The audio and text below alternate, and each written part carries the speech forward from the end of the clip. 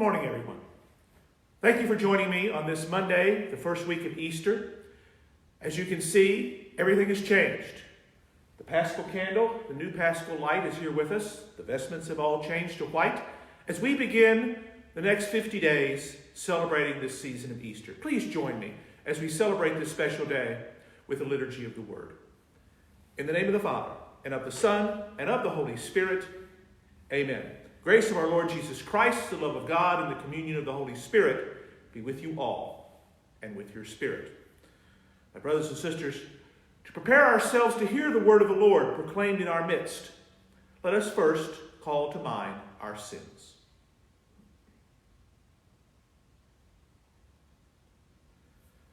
You were sent to heal the contrite of heart. Lord, have mercy.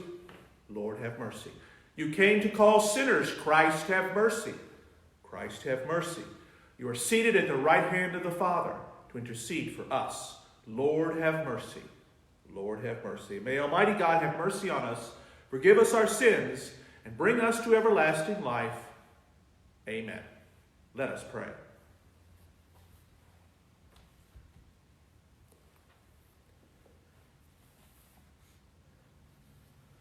O God, who give constant increase to your church by new offspring, grant that your servants may hold fast in their lives to the sacrament they have received in faith, through our Lord Jesus Christ, your Son, who lives and reigns with you in the unity of the Holy Spirit, one God, forever and ever. Amen.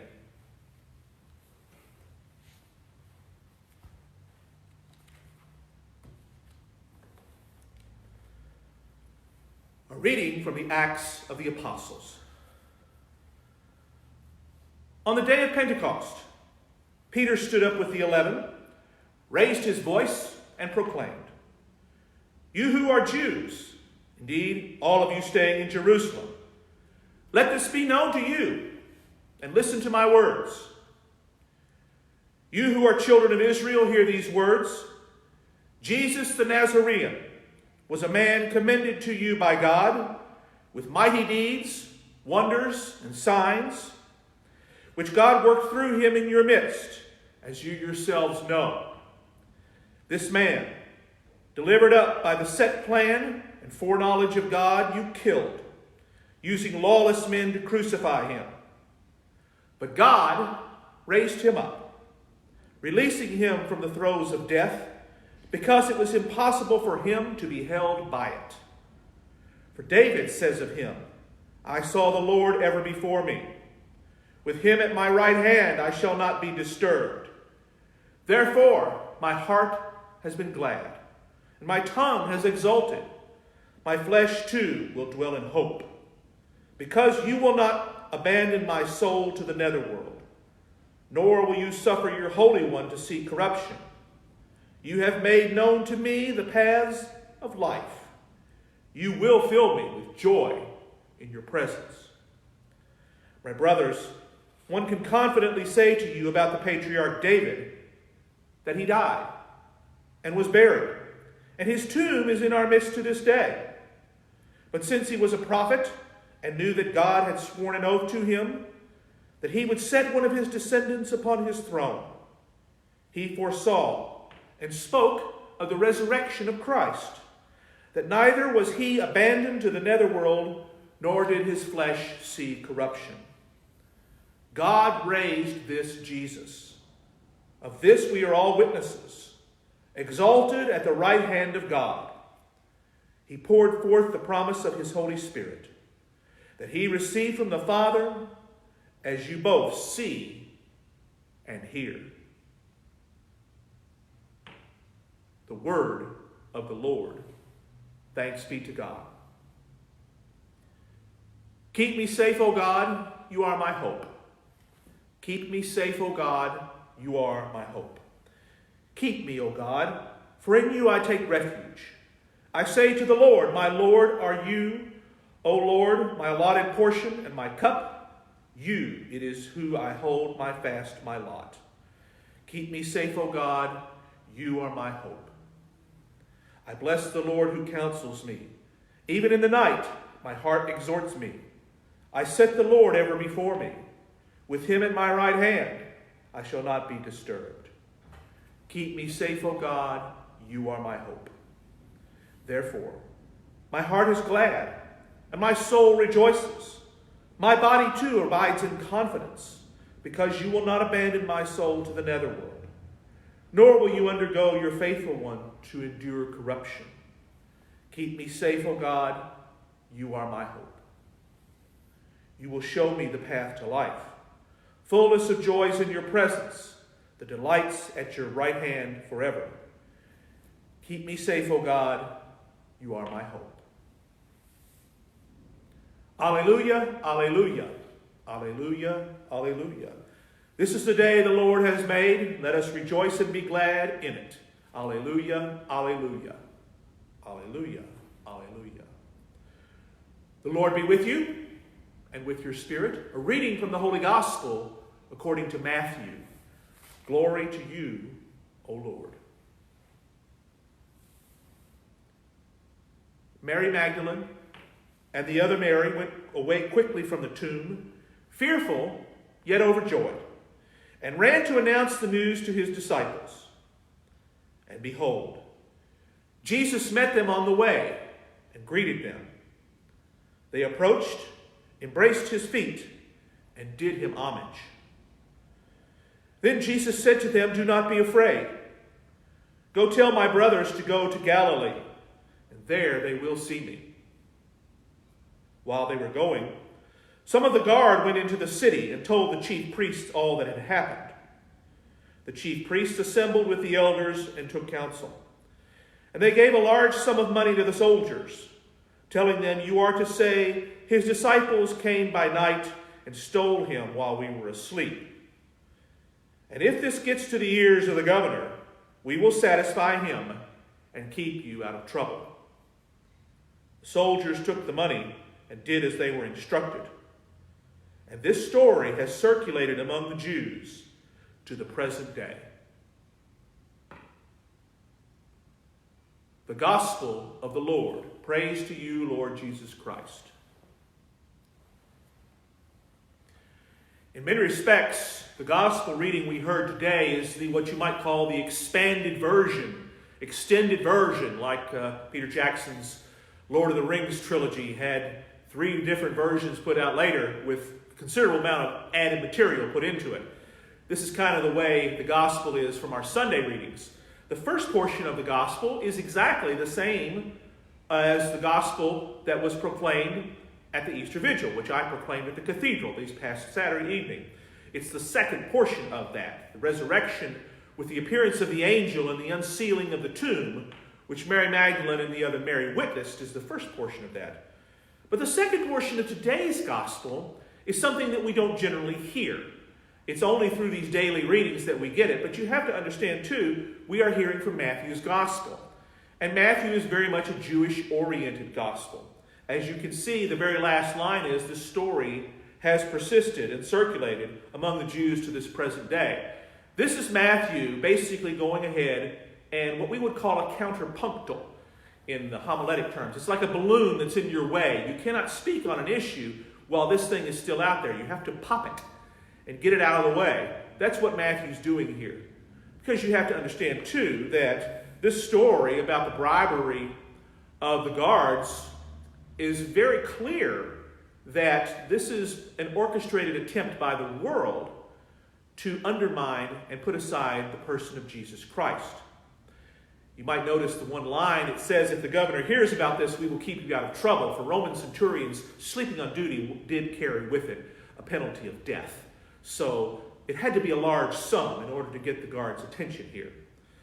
Nevertheless, you see, even now, even immediately after the resurrection, when Christ has proved to all who he really was, the world still rails against it. It still fights to say this is not true. It still fights to say we want things our way. We wish the power. This is all that began with the Palm Sunday celebration of just a week ago, when Jesus comes in riding on a colt to the multitude masses. The power structure in Jerusalem was fearful, and so they should be, because Jesus had a power they did not understand. And they fought against it. And ultimately, they thought they were victorious. The irony is, of course, this is exactly what had to happen in order for Jesus to be proved exactly who he really was. Up to that point, he was an itinerant preacher, a rabble-rouser at best, someone with some good advice, but not much more than that. The resurrection changed all that. The resurrection, especially following immediately after the crucifixion, we should not separate those two events. They are very critical that they be kept together, because the resurrection without the crucifixion is meaningless. And of course, the crucifixion without the resurrection is hopeless. We put the two together always to remind ourselves, which is why we have a crucifix. We do not usually display an empty cross, unlike our Protestant brothers and sisters, who choose to emphasize the fact that Jesus is no longer there. We choose to emphasize the fact that he was there and what he did for us. That sacrificial nature of his sacrifice on the cross we find much meaning in. But we also find great meaning in that resurrection as well. In fact, everything that happened before only became written down and became worthy of truly remembering in the context of that resurrection. Jesus Christ is more than he appeared. He is the Son of God. The resurrection shows this clearly. Other than the feeding of the 5,000, it is the only miracle that appears in all four Gospels. And this is very deliberate, because this reminds us always, from different perspectives and different stories told, nevertheless, they are all consistent with each other. Different sides of the coin, so to speak. But they all point to the one thing that Peter speaks very clearly of in the Acts of the Apostles. It's kind of also the expanded version of the Pentecost story. It's where Peter speaks to the Jews in particular, saying, you should have known better, but you still can. Jesus Christ was foretold from David, from the very beginning, a figure that the Jews would revere, reminding them Jesus Christ was from the beginning supposed to suffer, die, and rise again. And all those stories with the coming of the Spirit became so clear, both to Peter and the 11, and those in the upper room, those heard him that day, and most especially to us.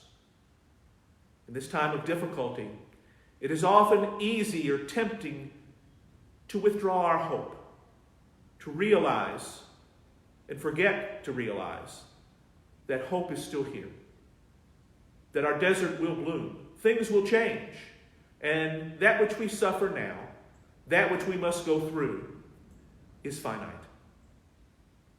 All this that we see and know in this world is finite. Jesus Christ is eternal. He is infinite. He is the Son of God. It is in him whom we place our trust.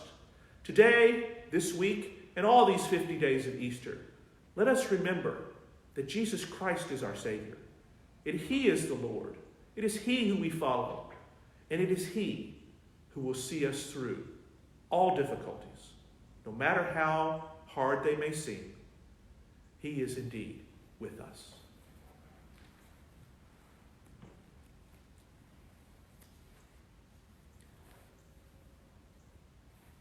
In faith and hope in the good news of Christ's resurrection, let us now turn to him as we give voice to our prayers. For the Church of Jesus Christ, may the power of the Holy Spirit work through her in proclaiming the good news and the mercy of God throughout the world. Let us pray to the Lord. Lord, hear our prayer. For Christians throughout the world persecuted for their faith, even today, may God uphold and strengthen them always. Let us pray to the Lord. Lord, hear our prayer. For all the poor and the vulnerable in the world, may God lift them to lives free from suffering and fear. Let us pray to the Lord. Lord, hear our prayer. For this faith community within the sound of my voice, may the Holy Spirit grant us grace in our lives and joy in our mission of proclaiming the good news of Jesus Christ. Let us pray to the Lord. Lord, hear our prayer. And for our beloved dead, may they be united with the saints in heaven, giving glory to God forever. Let us pray to the Lord.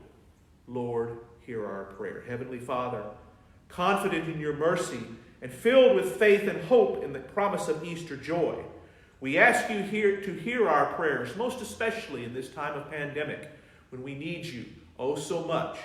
We ask all these things through our Lord Jesus Christ, your Son. Amen.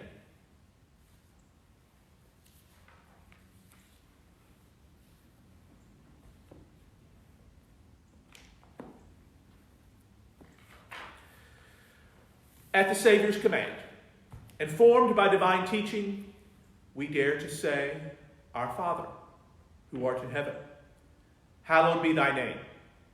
Thy kingdom come, thy will be done, on earth as it is in heaven. Give us this day our daily bread, and forgive us our trespasses, as we forgive those who trespass against us.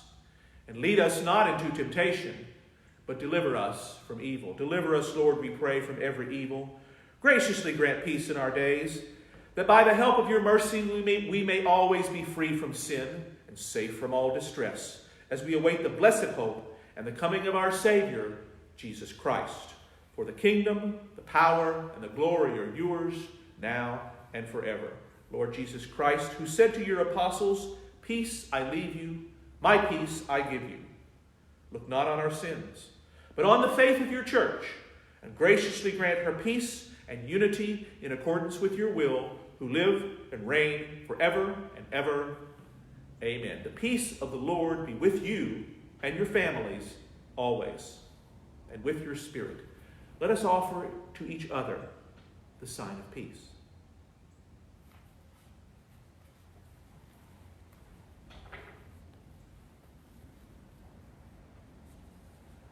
The Canticle of Zechariah.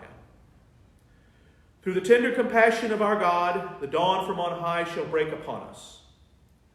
Blessed be the Lord, the God of Israel. He has come to his people and set them free. He has raised up for us a mighty Savior, born of the house of his servant David. Through his holy prophets of old, he promised that he would save us from our enemies, from the hands of all those who hate us. He promised to show mercy to our fathers and remember his holy covenant.